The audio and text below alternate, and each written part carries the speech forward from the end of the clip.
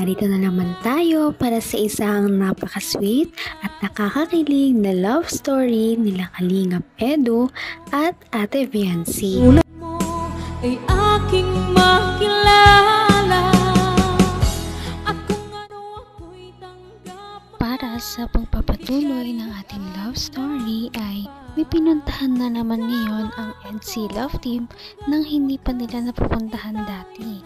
Ngayon nga ay pupunta sila sa isang amusement park. Nakaka-excite talaga dahil ngayon lamang sila pupunta sa ganitong uri ng lugar, kaya marami tayong masasubaybayan na kilig moments at ano kaya ang mga may experience nila sa lugar na ito. Ngayon ay matutunghayan natin kung paano magsaya ang Kalingap Team kasama ang EDSI Love Team dahil sobrang nakaka-excite talaga ito. Kaya naman ito ang mga nangyari sa amusement park na kanilang pinuntahan. Alamin na natin kung ano ang mga nakaka-excite na kanilang pinuntahan dito. Ang nice ko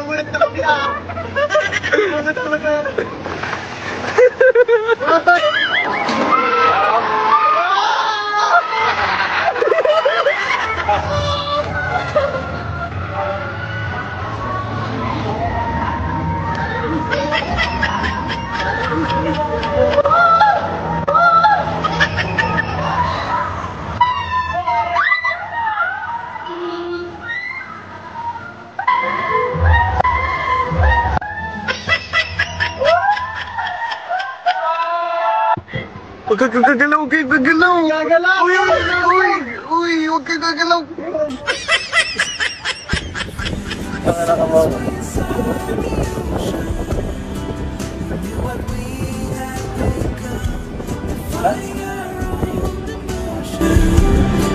Pretending that was our own, couldn't embrace the notion.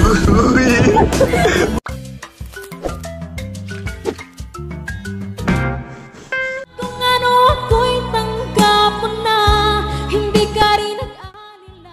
Ngayon lamang natin nakita ang EDSI Love Team na sumakay sa isang ride na ganito, kaya naman nakakatuwa dahil parang mas nagiging close na sila sa isa't isa dahil sa outing na ito. Pasilip lamang yan, ngunit tignan natin kung paano sila nakapunta dito. Paalam na muna. Mamaalam sa inyo. At magpapakalayo-layo po muna. Pasensya na guys.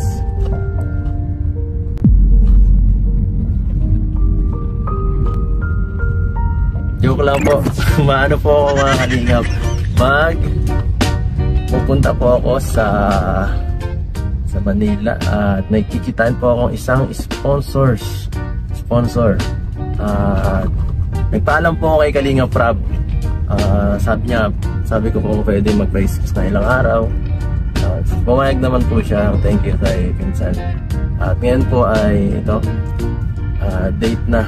Paalis na kami ngayon. Susunduin ko na po ngayon sila, yung mga kasamahan ko. So papunta ngayon ako kay J. Brad. At susunod po ay sila, mga kasama ko, yung mga alalay ko.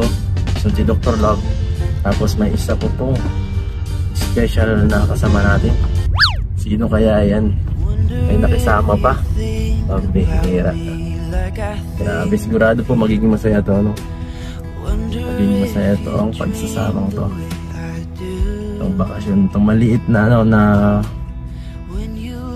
paglabas, itong pagbakasyon natin sa... Kasi na-miss ko rin po kasi yung lugar ko dati, gusto kong bisitahin. So sabi ko sa mga kasama ko, pupunta muna kami. Naman ang bawat panaginip ko, ikaw lang ang tinipid. Napakasweet talaga ni Kalingap Edu dahil kahit anong gala man yan, kahit saan sila pumunta, talagang kahit malayo ang bahay ni Ate Viancy ay sinusundo niya talaga ito at inihatid. Kahit na mapagod siya ay wala talagang problema ito basta para kay Ate Fiancé. Ma-enjoy naman nila yung ano at makita nila yung dati kung ano pinagtrabaho ng ano. So, tara.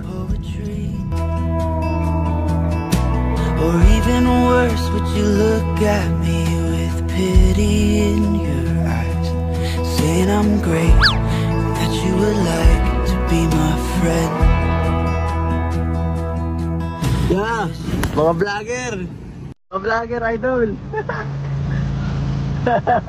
Tara na! May special mission tayo!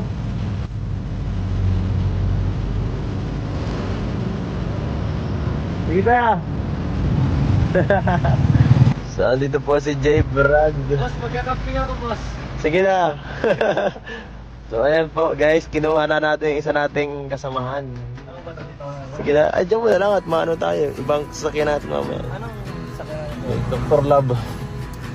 So, sinundo ko na po ang isa nating kasamahan. Ano nararamdaman mo, James? Excited ka na ako rin. First time natin ito makalayas. Ako sa kagay na lang ito makakatulong. Ako din excited na ako. Makakabalik ako sa dati kong lugar. So, ako rin, doon ako pinanganak. Ay, doon kang pinanganak. Ayos. Sabi ko, paglay mo. Hanggang wakas ay tayo ng dalawa. Palagi kang naman ang isip ko. Naman ang bawat Maraming panaginip kasama sa isang ko. trip. Ikaw lang ang Sa mga tinitibok ibang part ng ng kanila puso ko ito. Lagi rin akong magdarasal. Kaya ito ay abangan natin kung ano ang mangyayari sa kanilang Bigay trip. ng may kapal. Nasa na kaya si Ate Fiancé?